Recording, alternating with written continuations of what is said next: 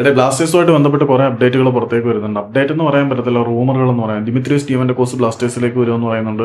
കൊൽക്കത്തയുടെ ഡിമി Petros ബ്ലാസ്റ്റേഴ്സിലേക്ക് വരുമെന്ന് പറയുന്നുണ്ട്. പിന്നെ ഒരു സ്പാനിഷ് താരമായിട്ടുള്ള ഹ്യൂഗോ റോഡ്രിഗസ് ഡേസ് എന്ന താരം കൂടി ബ്ലാസ്റ്റേഴ്സിലേക്ക് വരുന്നു എന്ന് പറഞ്ഞ് റൂമറുകൾ പ്രചരിക്കുന്നുണ്ട്.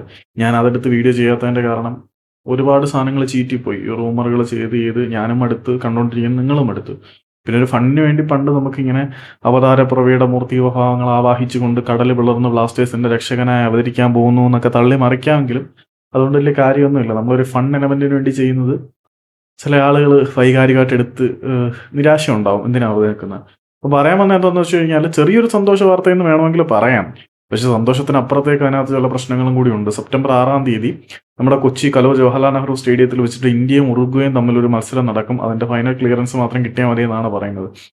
അപ്പം ഇവിടെ പല കാര്യങ്ങളും മറച്ചു വെക്കാൻ വേണ്ടിയിട്ട് ഇന്ത്യ പമ്പന്മാർക്കെതിരെ കളിക്കുന്നുണ്ട്. ബ്രസീലിനെതിരെയും ഉറുഗ്വേക്കെതിരെയും ക്യൂബോദയ്ക്കെതിരെയും പനാമ സിറ്റിക്കെതിരെയൊക്കെ കളിക്കുക എന്ന് പറഞ്ഞാൽ ഇന്ത്യൻ ഫുട്ബോളിനെ സംബന്ധിച്ചിടത്തോളം അത് വളരെ വലിയ നേട്ടങ്ങൾ തന്നെയാണ്. പക്ഷേ ഇവിടെ അന്യം നിന്ന് പോയ ഒരുപാട് സാധനങ്ങളുണ്ട്. സാക്ഷാൽ അർജന്റീന ഇവിടെ വന്ന് കളിച്ച ടൂർണമെന്റ് ഉണ്ടായിരുന്നു, നെഹ്റു കപ്പ് കളിക്കാൻ യൂറോപ്പിലെയും ആഫ്രിക്കയിലെയും അമ്പന്മാർ, ലാറ്റിൻ അമേരിക്കയിലും അമ്പന്മാരോട് വന്നുകൊണ്ടിരുന്നതാണ്. അത്തരത്തിലുള്ള ടൂർണമെന്റുകൾക്കൊക്കെ ചരമഗീതം എഴുതി കൊടുത്തിട്ട് ഇന്ത്യൻ ഫുട്ബോളിനെ കൊലവിളിച്ച ശേഷം ഇപ്പം ആസിയാൻ ഫുട്ബോൾ ടൂർണമെന്റിൽ നിന്ന് പിന്മാറി. നേരത്തെ തന്നെ ഏഷ്യൻ ഗെയിംസ് ടൂറാണെന്ന് പറഞ്ഞ് അതിൽ നിന്ന് പിന്മാറി. അങ്ങനെ അംഗീകാരമുള്ള മത്സരങ്ങളിൽ നിന്നും പിന്മാറിയിട്ട് ആരെ കെട്ടിക്കാനാണെന്ന് പറയുന്ന പോലെ ആരെ കാണിക്കാൻ ഇമാതിരി ഗിമ്മിക്കൊക്കെ. ഇപ്പൊ ബ്രസീലിനെ കൊണ്ടുവന്നുകൊണ്ടോ അർജന്റീനയെ കൊണ്ടുവന്നുകൊണ്ടോ ഉറുഗ്വയെ കൊണ്ടുവന്നുകൊണ്ടോ പനാമയെ കൊണ്ടുവന്നുകൊണ്ടോ ഇന്ത്യൻ ഫുട്ബോളിന് വലിയ ഡെവലപ്മെന്റ് ഒന്നും ഉണ്ടാകാൻ പോകുന്നില്ല നിലവിലെ സിസ്റ്റം പോകുന്നതനുസരിച്ച്. നിങ്ങൾ ഈ കടൽക്കിഴവന്മാരെ മാറ്റി യുവതാരങ്ങൾക്ക് അവസരം കൊടുത്ത് അവർക്ക് മാച്ച് എക്സ്പീരിയൻസ് ഉണ്ടാക്കുക എന്നുള്ള ഉദ്ദേശമെങ്കിലും അതിന്റെ പിന്നിലുണ്ടായിരുന്നെങ്കിൽ നല്ല കാര്യമായിരുന്നു. പക്ഷെ എന്ത് നടക്കാനാണ്? ഇപ്പം ബ്രസീൽ വന്നാലും അർജന്റീന വന്നാലും ഉറുഗ്വ വന്നാലും നമ്മുടെ സെന്റർ ബാക്ക് ആയിട്ട് സന്ദേശ് ശിങ്കൻ, പിന്നെ ബ്ലാസ്റ്റേഴ്സ് നിങ്ങൾ ആലോചിക്കണം. കേരള ബ്ലാസ്റ്റേഴ്സ് എന്ന ക്ലബ്ബ് അന്ന് തുടങ്ങുമ്പോൾ ബ്ലാസ്റ്റേഴ്സിൽ കളിച്ചിരുന്ന രാഹുൽ ബേക്കയൊക്കെയാണ് ഇന്നും ഈ വമ്പന്മാർക്കെതിരെ ഇന്ത്യൻ ടീമിൽ കളിക്കുന്നത്. എന്ത് ഫ്യൂച്ചറാണ് ഇവർക്ക് ഉണ്ടാവുന്നത്?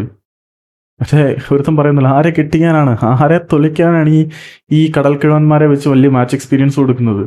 എന്തിനോ വേണ്ടി തിളയ്ക്കുന്ന സാമ്പാർ പോലെ ആരുടെയോ കണ്ണിൽ പൊടിയിടാനുള്ള ഗിമ്മിക്കായിട്ടാണ് എനിക്ക് തോന്നുന്നത്.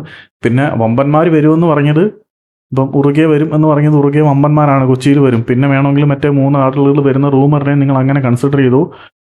എനിക്ക് നല്ല വിഷമവും കുറ്റബോധവും നിരാശയൊക്കെ ഉണ്ട് ഇങ്ങനെ പറയേണ്ടി വരുന്നതിൽ. എന്ത് ചെയ്യാനാണ്? ആസ് എ ബ്ലാസ്റ്റേഴ്സ് ഫാൻ നമ്മുടെയൊക്കെ അവസ്ഥ ഇതാണ്. സോറി, ക്ഷമിക്കണം.